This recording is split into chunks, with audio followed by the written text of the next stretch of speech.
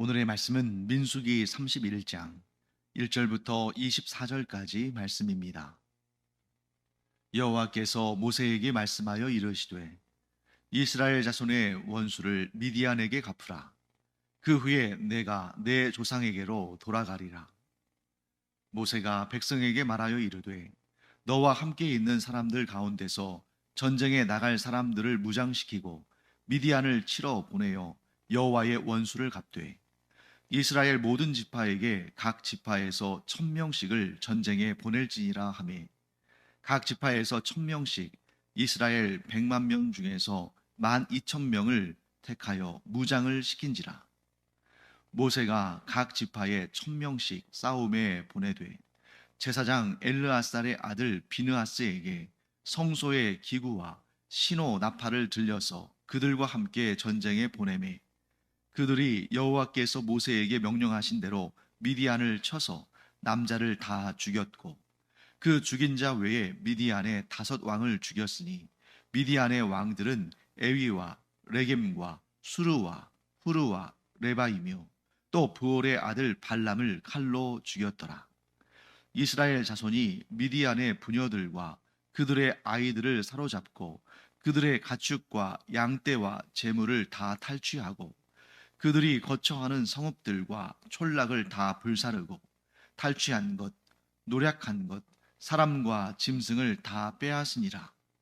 그들이 사로잡은 자와 노략한 것과 탈취한 것을 가지고 여리고 맞은편 요단 강가 모압 평지의 진영에 이르러 모세와 제사장 엘르아살과 이스라엘 자손의 회중에게로 나아오니라.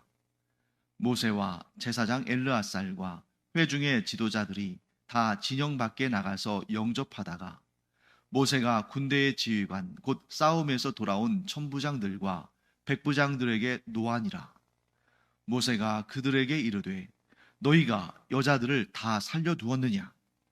보라, 이들이 발람의 꾀를 따라 이스라엘 자손을 부올의 사건에서 여호와 앞에 범죄하게 하여 여호와의 회중 가운데에 연병이 일어나게 하였느니라. 그러므로 아이들 중에서 남자는 다 죽이고 남자와 동침하여 사내를 아는 여자도 다 죽이고 남자와 동침하지 아니하여 사내를 알지 못하는 여자들은 다 너희를 위하여 살려둘 것이니라. 너희는 이래 동안 진영 밖에 주둔하라. 누구든지 살인자나 죽임을 당한 사체를 만진 자는 셋째 날과 일곱째 날에 몸을 깨끗하게 하고 너희의 포로도 깨끗하게 할 것이며 모든 의복과 가죽으로 만든 모든 것과 염소털로 만든 모든 것과 나무로 만든 모든 것을 다 깨끗하게 할지니라. 제사장 엘르아살이 싸움에 나갔던 군인들에게 이르되 이는 여호와께서 모세에게 명령하신 율법이니라. 금, 은, 동, 철과 주석과 납 등의 불에 견딜 만한 모든 물건은 불을 지나게 하라. 그리하면 깨끗하려니와 다만 정결하게 하는 물로 그것을 깨끗하게 할 것이며 불에 견디지 못할 모든 것은 물을 지나게 할 것이니라. 너희는 일곱째 날에 옷을 빨아서 깨끗하게 한 후에 진영에 들어올지니라. 네, 오늘 본문에는 하나님께서 미디안 족속을 심판하라는 그런 명령을 내리십니다. 하나님께서 콕 집으셔서 미디안 족속을 심판하라. 이스라엘 자손의 원수인 미디안을 진멸하라. 이런 명령을 내리시거든요. 자, 그리고 이 명령은 모세에게 주어지는 마지막 미션이었습니다. 그래서 이 미디안에 대한 심판을 행한 후에 모세는 자기의 조상들에게로 돌아가는 일, 곧 죽음을 경험하게 되는 거죠. 자, 그러면 미디안이 이스라엘에게 무슨 원수짓을 했기 때문에 하나님께서 이렇게 진멸의 심판으로 그들에게 원수를 갚으라고 하시는가? 자, 그 사건은 앞에 이 민수기 25장에 나오는 그 사건과 연관이 되죠.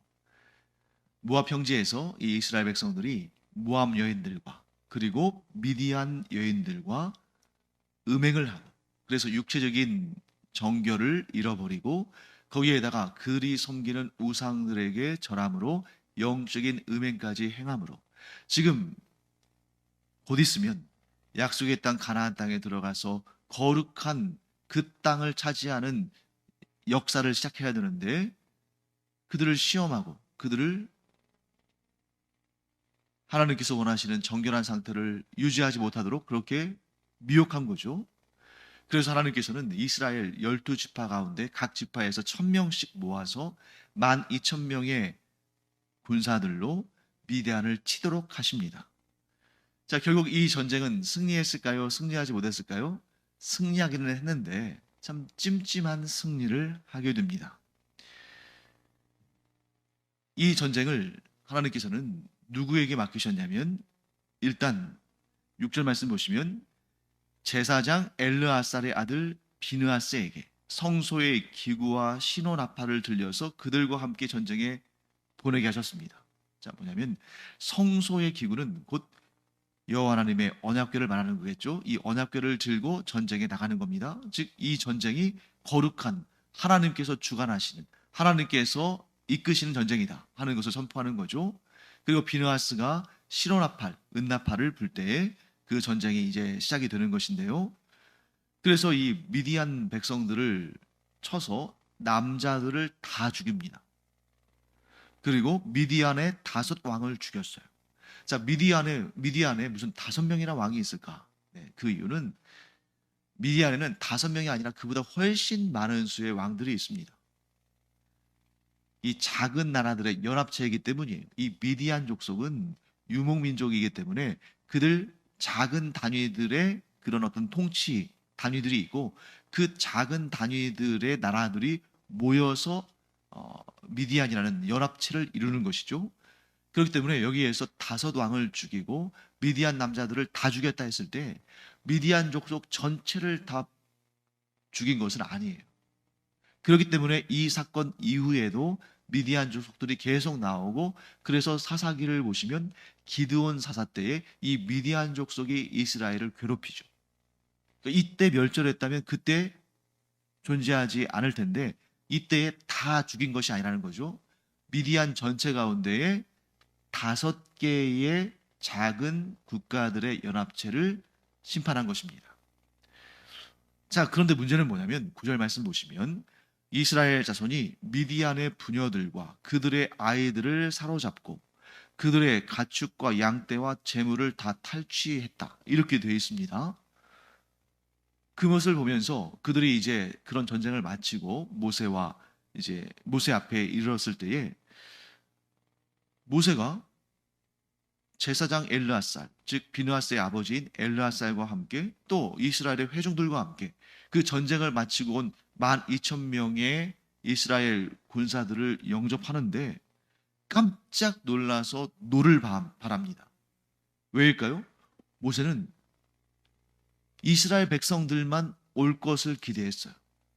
왜? 이 전쟁이 미디안에 대한 하나님의 심판의 전쟁이고 곧 진멸의 전쟁이기 때문에 남자나 여자나 정말 안타깝습니다만 아이들이나 노인들이나 그들의 짐승들이나 모든 것들을 다 멸절해야 되는데 왜? 이 전쟁은 그냥 정복하기 위한 전쟁이 아니라 또 전리품을 취하기 위한 전쟁이 아니라 포로를 잡아와서 종으로 사용하기 위한 전쟁이 아니라 이 전쟁 자체는 하나님께서 미디안에게 내리시는 이스라엘 백성들을 유혹해서 그들로 하여금 육체적인 음행뿐만 아니라 하나님을 배반하는 그런 영적인 음행을 행하도록 했기 때문에 그들에게 심판을 내리신 것인데 어린아이들과 여성들을 포로로 끌고 오고 그 가축들과 또 재물들도 가지고 오니까 이제 모세는 정말 너무 놀란 거예요. 아니 어떻게 이런 일이 있을까? 자, 그렇다면 왜 이 이스라엘 12,000명의 군사들과 그들을 인솔하고 나간 비느하스 제사장은 왜 진멸하지 않고 여성들과 어린아이들과 가축들과 전리품들을 가지고 왔을까? 뭐 성경에는 정확히 나와 있지 않지만 이렇게 추론할 수 있을 것 같습니다. 커뮤니케이션의 문제였다. 커뮤니케이션의 문제.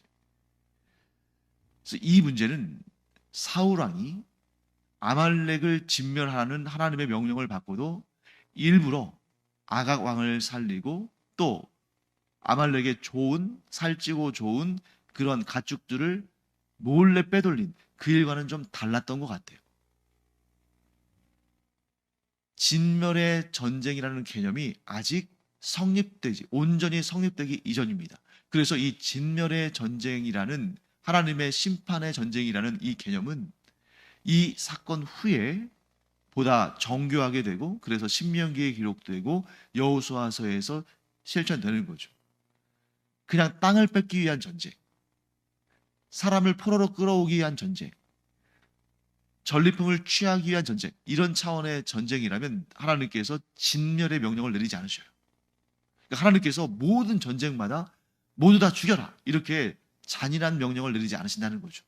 진멸의 전쟁에는 반드시 하나님이 가지고 계시는 명확하고 확실한 그러한 명분이 있는데 그것은 뭐냐면 하나님의 백성들을 영적으로 음행하게 하거나 육적으로나 영적으로 음행하게 하거나 그래서 하나님의 백성들의 정체성을 무너뜨리거나 혹은 하나님 앞에 심각한 죄를 짓고 그들이 하나님을 심각하게 대적함으로 말미암아 자신들의 죄로 말미암아 하나님의 심판을 받게 되는 그런 일, 이런 일이 바로 하나님의 진멸의 전쟁으로서 심판을 받는 그런 경우다 하고 우리가 보게 되는 것이죠. 그러니까 이 미디안은 그냥 이스라엘 백성들의 앞길을 가로막아서 그들과 싸워서 그 길을 트거나 땅을 차지하는 그런 전쟁이 아닌 거예요. 하나님의 심판의 전쟁입니다. 그래서 아모리의 두 왕, 헤스본 왕 시온과 바산 왕 옥의 경우에는 그들과 전쟁을 해서 이스라엘이 승리하고 그 땅을 차지하긴 했습니다만 그 전쟁은 진멸의 전쟁이 아니에요. 그래서 그 아모리 사람들, 포로가 된 아모리 사람들이 이스라엘의 포로가 되는 거죠. 그런데 아말렉에 대한 전쟁, 그리고 여기에 나오는 이 미디안에 대한 전쟁, 그리고 약속의 땅 가나안 땅에 들어갔을 때 죄악이 관영한 그 가나안 족속들에 대한 전쟁, 이런 전쟁은 대표적인 진멸의 전쟁이죠. 하나님께서 항상 진멸을 명하시는 것이 아니라 이런 하나님께서 판단하실 때에 진멸의 심판을 내리시는 경우에만 해당하는 전쟁입니다. 모세가 하나님께 명령을 받았을 때는 이 진멸의 전쟁이라는 메시지를 정확히 받았어요. 그런데 모세가 이스라엘 백성들에게 그 전쟁의 명령을 내릴 때는 이 이스라엘 백성들은 모세만큼 정확히 알지 못하니까 모세는 정확히 알고 전달했지만 백성들은 아직 그 정도의 수준까지, 그 정도의 단계까지 이르지는 못했기 때문에 어떻게 알아들었냐면 전쟁에 나온 군사들, 즉 미디안 남자들, 전쟁에 나온 군사들은 다 죽여라. 이렇게 깨달은 거예요. 그렇게 알아들은 겁니다. 그렇게 알아들었으니까 전쟁에 나온 군사들이 아닌 어린이들과 여성들은 죽임의 대상에 들어가지 않는 거죠. 이 군사들의 판단에 의하면. 또한 가축들과 재물들도 그것조차도 진멸의 대상이 되는 것인데 그것도 아니 이거 군사들도 아닌데 이걸 왜 다 없애? 하면서 그냥 별 생각 없이 가지고 온 거예요. 그래서 이 경우는 사울이 진멸의 전쟁을 순종하지 않은 것과는 좀 차원이 다른 거죠. 그런데 모세는 이제 뜨끔합니다. 뭔가 문제가 있구나. 그런데 어쨌든 간에 하나님의 진멸의 명령을 제대로 수행하지 않았으니까 이 문제를 빨리 수습해야 되는데 그래서 모세가 어떻게 조치를 하냐면 아이들 중에 남자와 여자가 있을 거 아닙니까? 이 아이들 중에서 남자아이들은 다 죽여요. 그리고 남자와 동침하지 않은 여자들은 살려두고 남자와 동침한 적이 있는 여인들은 죽입니다. 그것을 어떻게 구분했는지는 우리가 잘 알 수가 없습니다만 그렇게 해서 왜 남자와 동침한 여인은 이 미디안 여인들은 이스라엘을 영적으로 타락하게 만든 그 시험의 도구들로 여겨줄 수 있잖아요. 그래서 그들은 다 심판, 진멸의 심판에 속하게 합니다. 그러나 남자와 동침하지 않은 여성들은 이스라엘을 음행에 이끌게 한 그런 죄와는 관계가 없으니까 살려줘요. 그런데 오늘 본문을 보면 18절 말씀 보면 이런 내용 나오죠. 사내를 알지 못하는 여자들은 남자와 동침하지 아니하여 사내를 알지 못하는 여자들은 다 너희를 위하여 살려둘 것이니라. 자, 너희를 위하여 살려둔다. 이 표현이 좀 눈에 띄죠. 자, 너희를 위하여 살려둔다는 것은 이 여인들을 너희가 취해서 아내를 삼으라 이런 개념은 아닌 것 같습니다. 이 가나안 정복 전쟁에서도 보이는 것처럼 이런 포로들은 아내를 삼기 위한 그런 목적이 아니라 그들 가운데 거하면서 생명은 살려주되 그들 가운데서 허드렛 일을 하는 그런 종, 노예로 그들이 이제 부리게 되는 거죠. 그런 방법으로 이 여인들을 그런 용도로 살려둔 것 아닌가 이렇게 추측해 볼 수가 있습니다. 자, 그리고 나서 이제 오늘 본문의 후반부는 어떤 내용이냐면 전쟁터에 나갔다 온 사람들, 그들이 하나님의 명령을 받들고 하나님의 일을 수행한 자들이지만 어쨌든 그들도 사람을 죽이고 하나님의 명령을 따르는 것이긴 하지만 사람을 죽이고 사체에 접촉한 것이기 때문에 그들이 진영에 들어올 때 그냥 들어올 수 없고 정결 의식, 정결 규례를 행한 다음에 들어와야 된다. 자, 이때 무엇을 가지고 그들의 그 부정함, 사체에 접촉한 부정함을 씻을 수 있는가? 자, 이때에 이 사람들이 부정한 이유는 사람을 죽였기 때문이 아니에요. 만일 이들이 사람을 죽인 일로 인해서 부정하다면 하나님께서 너무나 가혹하신 거죠. 하나님의 명령에 순종했을 뿐인데. 그러므로 하나님의 명령을 수행하는 과정에서 사람을 죽인 일을 하나님께서 의롭지 못하거나 부정하다고 말씀하시는 것이 아니라 무엇입니까? 사체에 접촉한 일. 우리가 예전에도 배웠습니다만 율법에서 특별히 이 사체와 접촉하는 일에 대해서 민감한 이유는 사체는 곧 죽음을 의미하는 거잖아요. 죽음은 하나님께로부터 가장 멀리 있는 일이다. 왜? 하나님은 생명이시니까. 생명이신 하나님으로부터 가장 먼 일. 그러니까 생명이신 하나님으로부터 점점 멀어질수록 이게 죄의 강도가 커지고 부정의 강도가 커지는 건데 사망이야말로, 즉 죽음이야말로, 사체야말로 하나님께로부터 가장 먼 것이기 때문에 그것이 가장 부정하고 그래서 그 부정에 접촉한 자는 부정해지는 것이기 때문에 반드시 진영 안으로 들어올 때에 정결 규례를 행하고 정결함을 회복한 다음에 들어와라. 이게 하나님의 뜻인 것이죠. 그리고 이때 필요한 게 뭡니까? 우리가 이전에 붉은 암송아지를 태워서 만든 그 재가 있었잖아요. 그 재를 물에 타면 정결수가 되고 그 정결수로 말미암아 부정함에서 벗어나는 그런 규례를 본 적이 있습니다.